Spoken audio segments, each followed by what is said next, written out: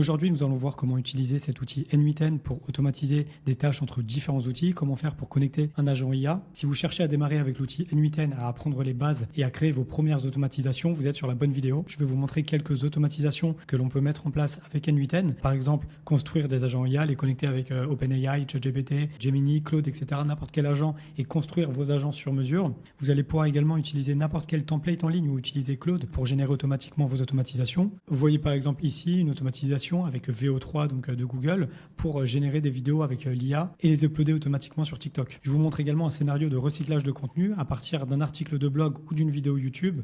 N8N va être capable d'extraire le contenu de la vidéo ou de l'article de blog, puis avec un agent IA, N8N va être capable de créer des posts LinkedIn, des emails, des scripts vidéo et générer tout ça pour vous dans des Google Docs. Pour les médias buyers ou les personnes qui font de la publicité en ligne, sachez qu'il est possible également de créer des campagnes automatiquement sur Google Ads ou sur Meta Ads. Par exemple, ici, à partir d'un brief et avec une IA, on est capable de générer une stratégie, de créer un brief avec une offre, un budget, des objectifs, etc. De générer des personas, des angles marketing, de tout consolider sur Google Sheet, puis de passer par l'API de Meta pour créer des campagnes automatiquement. Sachez qu'il existe des centaines et des centaines de templates et vous allez pouvoir faire à peu près ce que vous voulez avec N8N. Et pour cela, il faudra juste suivre cette vidéo pour connaître les bases.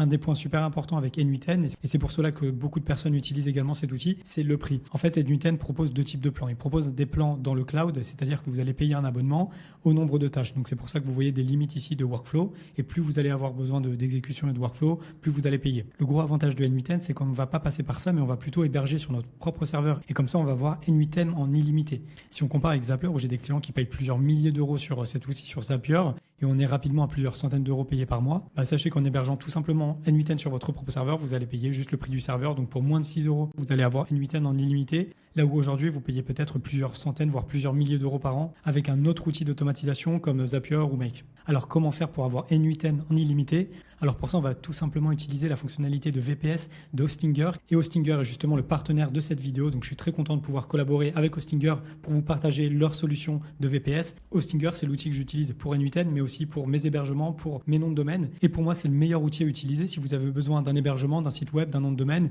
ou comme là, d'un VPS, donc c'est-à-dire un serveur privé sur lequel on pourra avoir N8N en illimité. Alors pour soutenir la chaîne, je vous invite à aller sur le lien hostinger.fr/Sébastien ou à cliquer sur le premier lien en description ou dans les commentaires pour installer N8N en un clic. Et pour ça, on va utiliser le VPS KVM2, c'est celui que j'utilise pour moi et pour mes clients. Alors concrètement, comment faire? Vous cliquez sur le premier lien dans la description, puis vous cliquez ici sur sélectionner. Alors ici, vous allez sélectionner la durée, 12 mois ou 24 mois, et sachez que mon offre est uniquement valable sur ces deux-là. Dans mon cas, je vais prendre l'offre sur 24 mois, donc sur 2 ans, et je vais cliquer ici sur « Vous avez un code promo », et en fait, vous avez juste à mettre le code promo Sébastien et à cliquer sur « Appliquer » pour avoir la réduction. Et là, vous voyez que le prix passe à moins de 151 € pour 2 ans. Si je le divise par 24 mois, ça nous fait 6,29 €. Donc 6 € par mois pour avoir N8N en illimité. Là où j'ai des clients qui payent plusieurs milliers d'euros tous les ans sur des outils comme Zapier pour automatiser leurs tâches. Donc si vous partez sur cette solution avec Hostinger, vous êtes sûr de faire des économies, que vous soyez média buyer ou entrepreneur. Avant de confirmer, il nous reste 2 choses à faire. Pensez à bien choisir l'emplacement du serveur. Donc si vous êtes en France, prenez France. Comme ça, vous allez avoir les meilleures performances. Et juste en bas, la force de Hostinger, c'est qu'ils ont une application ici, N8N. Donc c'est parti, je pars sur cette offre et je clique sur continuer. Si vous n'avez pas encore de compte chez Hostinger, vous allez pouvoir le faire soit en cliquant ici pour vous connecter avec Google, soit en indiquant votre adresse email et un mot de passe. Alors sachez qu'en fonction du pays de résidence, vous allez avoir les taxes en plus que vous allez pouvoir déduire si vous êtes une entreprise. Une fois que les informations personnelles sont renseignées, vous allez cliquer ici sur continuer. Et enfin, vous allez pouvoir sélectionner un moyen de paiement et procéder au paiement. Donc dans mon cas, j'avais déjà un compte Hostinger, donc je vais cliquer ici sur Setup. Si jamais c'est le cas aussi pour vous, vous avez juste à cliquer ici sur le bouton pour acheter votre nouveau VPS, puis à cliquer ici sur Setup. Pour la langue, c'est en anglais, mais sachez que si vous préférez, vous avez juste à cliquer en haut à droite ici pour changer la langue et mettre français. Première étape, on va choisir notre emplacement de serveur si ce n'est pas encore fait, donc je vais sélectionner la France. Ici, vous allez pouvoir taper N8N dans la barre de recherche et cliquer sur celui-là, là, le premier, N8N, puis faire sélectionner. Et enfin, vous avez juste à mettre un mot de passe ici et à cliquer sur suivant. Je vais laisser cette option activée, je vais cliquer sur terminer la configuration. Et à partir de là, c'est Hostinger qui s'occupe automatiquement du setup pour vous. Pendant que vous êtes en train de configurer votre VPS, je vais vous montrer un premier workflow sur N8N. Un workflow, en français, c'est tout simplement un scénario. Donc le scénario, c'est globalement une automatisation. Donc là, je vais vous montrer une automatisation, donc un workflow qu'on utilise à peu près tout le temps, notamment quand on est média buyer, qu'on fait de la publicité en ligne. Et ce workflow, il va servir à quoi? Il va servir à envoyer des données sur Google Sheet. Le cas typique, c'est vous avez un nouveau lead, par exemple sur Meta, ou vous avez un nouveau lead sur votre page, sur votre tunnel de vente, sur votre page d'opt-in, votre page de capture. Vous allez prendre ce lead et vous vous allez l'ajouter dans un Google Sheet. Comme ça, vous allez avoir une ligne à chaque fois que vous avez un nouveau prospect. Ça va vous permettre de faire le suivi, de faire les statistiques et ça va vous permettre de faire le lien avec d'autres équipes. Pour vous présenter rapidement l'interface, donc sur la gauche, vous avez le menu avec les différentes options et le menu de navigation que l'on va pouvoir masquer. Ici, vous avez les dossiers de votre projet. Donc là, je suis dans le projet Démo Sébastien et je suis dans ce scénario nouveau lead Google Sheet. Ensuite, ici, vous avez le bouton pour publier votre scénario une fois qu'on l'aura terminé. Ici, sur toute cette zone, vous avez la zone de travail. Donc, en fait, vous avez juste à zoomer ou à dézoomer pour vous déplacer ici sur cette interface. Si vous êtes sur le trackpad, vous avez juste à vous déplacer et à zoomer. Si jamais vous êtes sur l'ordinateur, vous allez devoir faire CTRL ou commande sur Mac pour zoomer, dézoomer et maintenir Shift pour vous déplacer de gauche à droite. Ensuite, les blocs que vous voyez ici, c'est tout simplement des notes de texte pour nous indiquer à quoi servent les différents composants. C'est tout simplement pour nous aider, pour prendre des notes et pour expliquer des choses. Mais on pourrait très bien faire sans et les supprimer. Ce qui compte vraiment, c'est ce que vous voyez ici. En fait, ça, il s'agit de nodes. Si je fais clic droit, vous voyez ici le mot en anglais des nodes ou des nœuds en français. Et au début de votre scénario, vous avez forcément ce qu'on appelle un trigger ou un déclencheur. C'est ce qui va déclencher votre scénario. Donc là, j'ai mis un déclencheur manuel, ce qui va me permettre de faire des tests manuellement. Mais sachez qu'on aurait pu mettre d'autres déclencheurs. Et pour voir la liste des déclencheurs, vous avez juste à faire Tab ou à cliquer en haut à droite sur le plus pour afficher ce menu-là. Et c'est là où vous allez trouver tous les outils, tous les nodes, tous les déclencheurs. Pour les déclencheurs, ils se trouvent tout en bas. Vous voyez Add Another Trigger. Et vous voyez qu'on a par exemple des déclencheurs sur des webbooks, sur des formulaires qui pourraient être remplis, avec des outils comme Notion, Airtable, Telegram, etc. Donc dans mon cas, vous voyez que j'ai 3 étapes. J'ai mon déclencheur, j'ai ici une manipulation des données pour les préformater et après on les envoie sur Google Sheet. Je vous remets les notes pour vous expliquer. Là, l'objectif, c'est de créer un workflow qui enregistre automatiquement les nouveaux leads, donc les nouveaux prospects dans un Google Sheet. Sachez qu'il est également possible de connecter n'importe quel outil, d'utiliser des webbooks. Donc juste après, je vais vous montrer comment faire en utilisant Webbook si vous utilisez System.io, WordPress ou n'importe quel outil. Donc pour la première étape, comme je vous le disais, c'est tout simplement un déclencheur manuel qui nous emmène à la deuxième étape. Ici, j'ai utilisé le nœud 7. Donc le nœud 7, vous allez le retrouver ici dans la liste à droite. Si je tape 7, c'est celui-là, Edit Field, qui vous permet de modifier des champs. Si je double-clique dessus, vous allez voir la configuration. Donc là, pour mon test, ce que j'ai fait, c'est que j'ai tout simplement mappé des champs prénom, email, téléphone, source, date, inscription avec des données pour qu'on puisse exécuter notre test. Et cette interface d'édition, vous allez la retrouver partout. En fait, elle est divisée en 3 parties. Les inputs, les paramètres et les outputs. Donc les inputs, c'est ce que vous allez pouvoir utiliser pour configurer votre node. Et ensuite, les outputs, ça va être le résultat. Dans mon cas, j'ai tout simplement défini le champ prénom comme étant sur Marie, le champ email sur mariedupont@gmail.com, un numéro de téléphone, une source, etc. Mais sachez qu'il est également possible de le faire de manière dynamique. C'est d'ailleurs ce que j'ai fait ici pour la date d'inscription. Au lieu de mettre la date du jour, j'ai mis cette variable JavaScript qui nous met automatiquement la date du jour et l'heure. Donc voilà pour cette étape de structuration des données. Et maintenant, on va passer à la troisième étape de cet exemple qui va nous intéresser, le fait d'enregistrer le prospect sur Google Sheet. Je vais double-cliquer sur ce node pour l'ouvrir. Et là, vous voyez que dans la partie Input, on a des données. En fait, on a les données de l'étape d'avant. Donc là, si vous voyez ça, c'est l'étape d'avant et ça, c'est l'étape d'encore avant. Et variable et contexte, c'est tout simplement des informations génériques sur le nom du workflow, etc. Dans la majorité du temps, ce qui nous intéresse, c'est de pouvoir récupérer ces champs de manière dynamique et de les utiliser ici dans les paramètres. Et pour ça, c'est simple, vous avez juste à prendre les éléments ici et aller cliquer déposer, par exemple le champ prénom, je vais le mettre ici dans prénom, et en fait, automatiquement, ça va le remplacer par le prénom de la personne. Vous voyez ici le résultat, c'est bien Marie. Donc en fait, ça, c'est tout simplement une variable, et c'est ça qui va nous permettre de faire des automatisations. Pas d'inquiétude si le format il vous paraît un peu bizarre, je vais vous expliquer comment fonctionne le JSON juste après. Retenez juste que pour remplir ces champs, vous allez devoir prendre les champs et les déplacer. Dans notre cas, on est sur Google Sheet, donc la première chose à faire généralement, ça va être de configurer le crédential. Donc le crédential, en gros, c'est les identifiants tout simplement. Donc il a besoin de savoir quel est votre compte Google. Donc dans mon cas, j'ai déjà configuré ici Google Sheet. Je peux cliquer sur le petit crayon pour voir la connexion que j'ai mis en place. Mais si vous partez de zéro, il faudra rajouter un compte et créer un nouveau crédential. Pour ça, je vais cliquer ici dans le menu Create New Credential. Peu importe l'outil que vous allez vouloir configurer, vous allez avoir cette page qui va s'ouvrir. Et sur N8N, c'est super important, il faudra apprendre à configurer cette page-là. Et N8N a créé un document d'explication à chaque fois. Donc vous avez juste à cliquer ici sur Open Docs pour ouvrir la documentation de N8N. Mais dans notre cas, vous avez juste à suivre mes explications. Je vais vous montrer comment faire. Donc vous avez juste à suivre les étapes. Première chose, vous allez cliquer ici. Vous allez vous connecter et créer votre compte. Et une fois que c'est fait, vous allez cliquer sur accéder à ma console. Une fois que vous arrivez sur cette page, vous allez créer un nouveau projet. Vous allez cliquer en haut à gauche juste ici. Puis vous allez cliquer sur nouveau projet. Dans le nom du projet, je vais l'appeler Démo N8N. Je vais sélectionner mon organisation, puis je vais faire créer. Ensuite, vous patientez quelques instants, puis le projet va être créé. Ensuite, vous cliquez ici sur sélectionner un projet, ou vous allez cliquer ici en haut à gauche pour sélectionner votre projet. Puis vous allez cliquer sur API et services. Si jamais vous ne le trouvez pas ici, vous l'avez sur la gauche, vous allez dans API et services. Donc juste là, vous cliquez dessus. Ensuite, sur la gauche, vous allez dans Bibliothèque et dans la barre de recherche, vous allez taper le nom de l'outil que vous voulez connecter. Je sélectionne Google Sheet API, je clique juste sur Activer ici. Ensuite, sur la gauche, vous allez cliquer sur Écran de consentement hôte, puis sur Premier pas. Vous allez mettre un nom pour l'application, par exemple N8N. Vous allez sélectionner votre adresse email, cliquer sur Suivant. Pour l'utilisation, ça va être en interne. Vous allez faire Suivant. Vous allez renseigner vos coordonnées. Vous allez cliquer sur Suivant. On coche la case, terminer, puis créer. Ensuite, ici, vous allez cliquer sur la gauche sur Branding et vous allez descendre sur la partie Domaine autorisé, puis vous allez faire Ajouter un domaine. Et là, vous allez devoir renseigner votre domaine N8N. Pour récupérer votre domaine, vous retournez sur Hostinger. Donc là, on voit que Hostinger a bien configuré mon VPS. Donc là, j'ai bien mon serveur N8N. J'ai juste à cliquer sur Gérer l'application. Et là, vous allez pouvoir tout simplement créer votre compte N8N et cliquer sur Next. Je clique sur le bouton. Je vous conseille d'enregistrer dans vos favoris à la fois l'URL, donc N8N. Ça, c'est votre propre URL. Vous avez l'URL de votre serveur N8N qui se trouve juste ici. Ça, c'est juste pour vous. Et en même temps, sauvegarder votre URL Hostinger pour pouvoir y revenir facilement. Ce que je vous conseille de faire, c'est tout simplement de vous créer un dossier comme ça, de l'appeler N8N. Et dedans, on va mettre en favori Hostinger.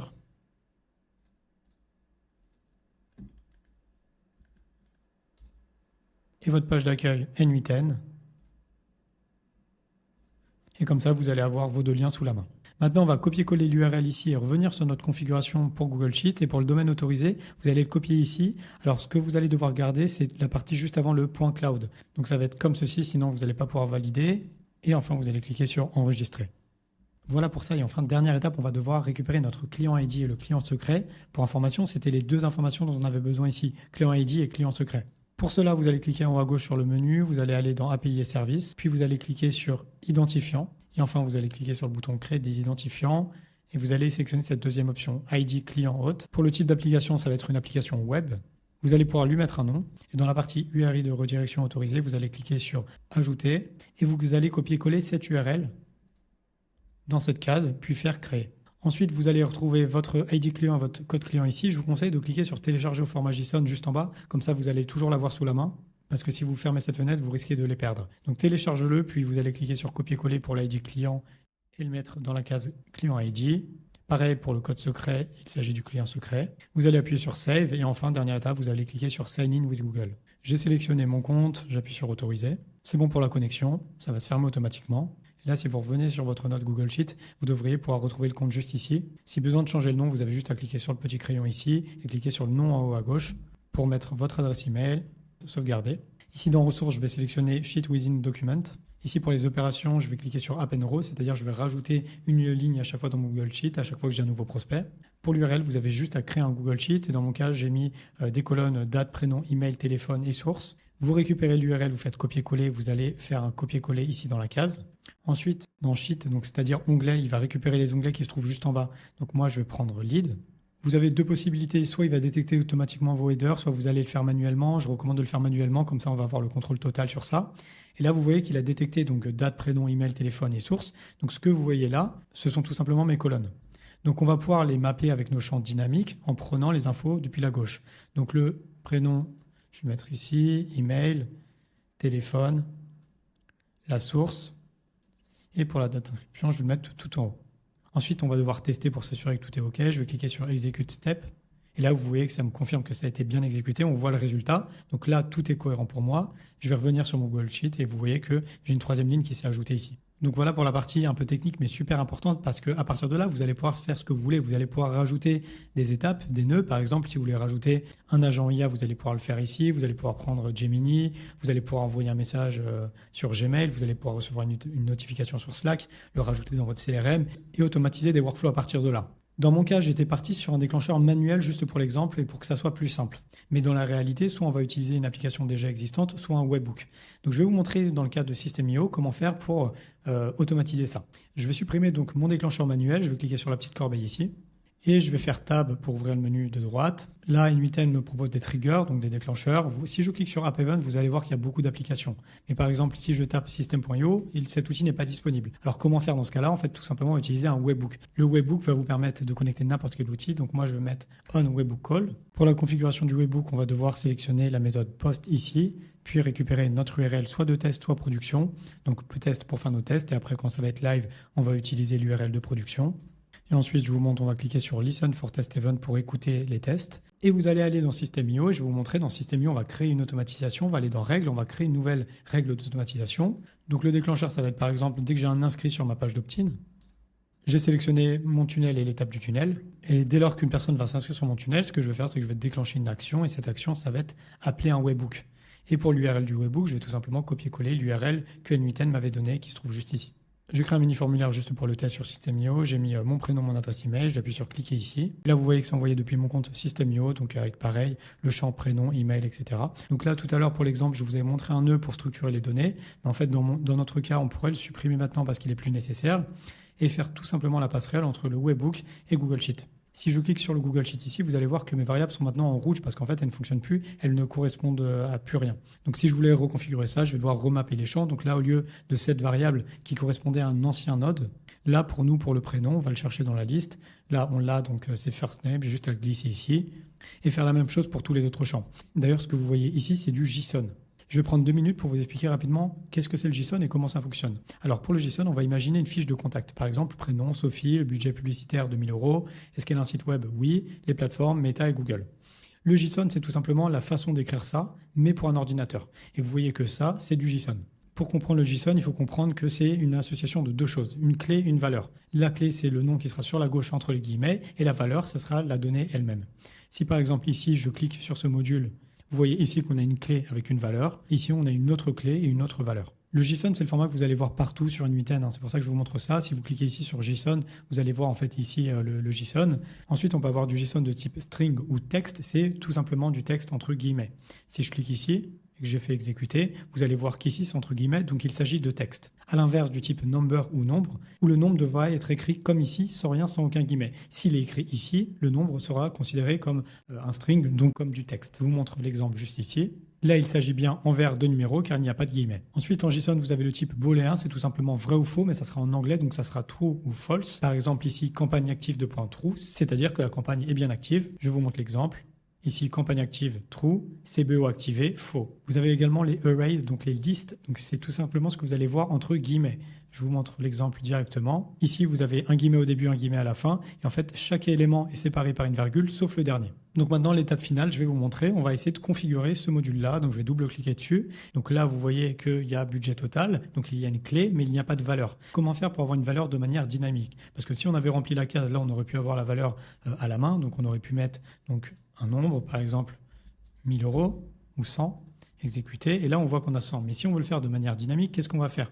Donc là, comment faire si on a envie de prendre le total de manière dynamique? Alors attention, si je le prends et je le mets ici, j'exécute, vous allez voir qu'ici il est entre guillemets. Pourquoi? Parce que le type de champ ici c'est string, donc c'est du texte, alors que en fait là on est sur un montant, on est sur un budget, donc on voudrait le type number, nombre. Donc là on va exécuter, et là vous voyez qu'on n'a plus les guillemets, que c'est en vert, et que là c'est bien considéré comme un chiffre, et ça va nous permettre de pouvoir faire des calculs.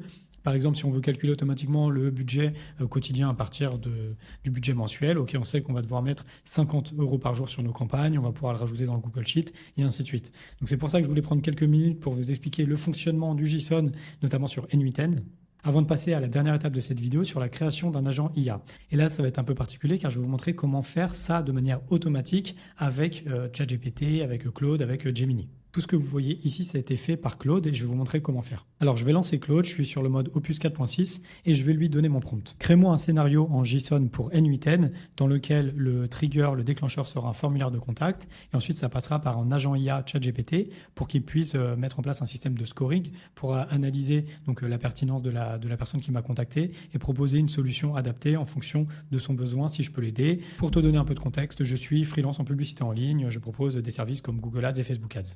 Voilà, il m'a fait mon prompt et pour info, l'outil que j'utilise pour faire des prompts rapidement à l'oral et pour tout taper à l'oral sans perdre de temps, c'est l'outil Whisperflow. Ok, j'envoie mon prompt et on va voir le résultat. Pendant qu'il est en train de préparer le workflow, je vais vous faire un test, je vais vous faire une démo de ce workflow, je vais faire exécuter. Vous voyez qu'il va m'ouvrir le formulaire de contact, je lui explique ma problématique, je fais envoyer. Et là, vous voyez que ça passe à l'étape d'après, donc là, c'est sur un agent IA ChatGPT, donc il est en train de raisonner. Donc là, si on regarde, je double-clique, vous voyez le résultat ici. Donc en fait, on voit le message de la personne. Salut Sébastien, j'ai bien noté que tu étais e-commerçant, etc. Je te propose un appel de 20-30 minutes. Quels sont tes créneaux disponibles, etc. Donc il arrive à comprendre le besoin, il propose mes services. Et en fait, là, ce qui est fort, c'est qu'on va pouvoir techniquement rajouter ici des données, des connaissances en fait à ChatGPT pour lui communiquer vos services, vos prix, votre fonctionnement, etc. Comme ça, il sera capable d'aller répondre aux bons prospects avec les bonnes informations. Dans notre cas, ici, on avait une condition que je vous montre. En fait, si le score était supérieur ou égal à 7, en fait, la personne était qualifiée. Et donc là, c'était le cas. Donc le lead était chaud. Et donc, comme c'était un lead chaud, il lui a envoyé un email. Après, si jamais vous avez peur de faire ça, vous pouvez très bien juste créer un brouillon, un draft.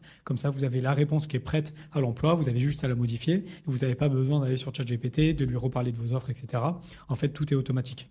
Donc je reviens sur Claude pour vérifier. Donc là, je vois qu'il m'a fait tout le scénario. Il m'explique juste que je devrais configurer mes identifiants avec ma clé API OpenAI, mes identifiants pour les emails, et pareil pour Google Sheet parce qu'il va stocker des informations sur Google Sheet. Alors je vais cliquer ici sur le workflow en JSON qu'il m'a donné et vous allez voir la magie qui va opérer. Je vais juste faire copier ici et je vais venir créer un nouveau workflow. Donc si jamais vous n'avez pas encore de workflow, cliquez ici sur Start from Scratch. Et là, toute la puissance de N8N, vu que c'est du JSON, vous avez juste à faire copier-coller. Et là, vous voyez que mon workflow est préparé.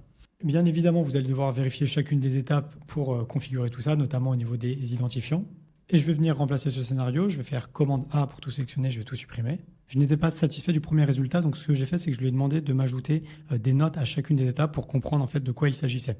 Donc ici, vous voyez qu'il m'a rajouté des blocs ici pour m'expliquer, pour me donner du contexte en fait. Avec par exemple ici tout à gauche une explication sur l'objectif du workflow, comment il fonctionne, qu'est-ce que je dois connecter comme API, les systèmes de scoring, donc comment il va classifier les différents prospects avec les différentes catégories ici. Et enfin les différentes étapes du workflow avec le déclencheur, donc le formulaire de contact. L'IA qui va scorer automatiquement donc les prospects, qui va générer les réponses et les emails personnalisés. Une étape pour mettre en forme tous les résultats et enfin un switch pour scorer les différents niveaux. Donc là, vous voyez qu'on a des emails avec des trames différentes en fonction de si le prospect est très qualifié ou pas, hot, warm, cool, cold. Par exemple, ici, vous voyez qu'il ajoute un rappel Calendly si le prospect est qualifié, sinon il lui met une étude de cas, etc. Et s'il est vraiment pas qualifié, c'est juste un email auto. En bas, vous avez une base de données sur Google Sheet où tout est stocké. Et enfin, vous avez des notifications uniquement pour les prospects hot et warm. Donc, pour les prospects les plus qualifiés, du coup, l'automatisation vous envoie un message direct. Comme ça, vous allez pouvoir les appeler, les recontacter directement. Et enfin, vous voyez des idées d'amélioration qu'il nous a mis automatiquement. Par exemple, avoir des notifications en temps réel sur GHL, des nurturing automatiques, ajouter des tags pour analytics, ce genre de choses. Donc vous voyez que tout ça, ça a été généré avec l'IA. Donc c'est bien de comprendre le fonctionnement de base de N8N, mais là vous comprenez bien qu'avec Claude par exemple, vous allez pouvoir concevoir des workflows comme ça de manière automatique. Peu importe le niveau de complexité, c'est lui qui va s'occuper de tout ça. Et si vous avez une modification, vous avez juste à lui faire un copier-coller. Donc là je vais faire commande A, copier-coller, et je vais le coller dans Claude et je vais lui dire ok, est-ce que tu peux modifier ça, ça, ça et ça, et après j'aurai juste à remplacer mon workflow. De votre côté, niveau configuration, il faudra bien sûr vérifier à chaque fois donc chacune des étapes et les tester et venir ajouter vos identifiants à chaque fois pour que vous puissiez connecter les outils. Donc ça va être un peu long la première fois que vous allez le connecter, mais après une fois que vous avez connecté par exemple Claude, Gemini, ChatGPT, etc., vous allez juste sélectionner vos identifiants dans la liste et ça ira beaucoup plus rapidement. Donc voilà pour cette vidéo formation sur l'outil N8N pour automatiser vos tâches, que vous soyez média buyer ou entrepreneur. Un grand merci à Hostinger, le partenaire de cette vidéo. N'oubliez pas que vous avez moins 10% avec le code Sébastien sur le site de Hostinger. Donc le lien est dans la description et en commentaire. Ça va vous permettre de configurer N8N en un clic et de pouvoir mettre toutes ces automatisations en place, tous vos agents IA en place avec N8N et Hostinger. Un grand merci d'avoir regardé cette vidéo jusqu'au bout et on se retrouve bientôt dans une prochaine vidéo.